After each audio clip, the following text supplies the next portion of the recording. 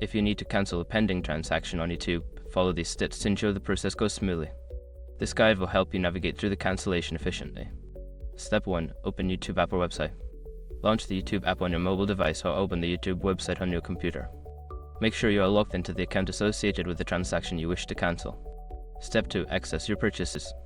Navigate to your account settings by clicking on your profile picture. From the drop-down menu, select Purchases and Memberships to view your recent transactions. Step 3. Locate the pending transaction. In the Purchases section, look for the pending transaction you want to cancel. It should be marked as pending or processing. Click on it to see more details. Step 4. Initiate the cancellation.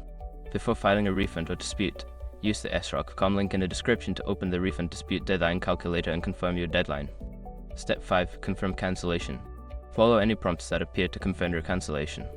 You may receive a confirmation message or email once the transaction is successfully cancelled.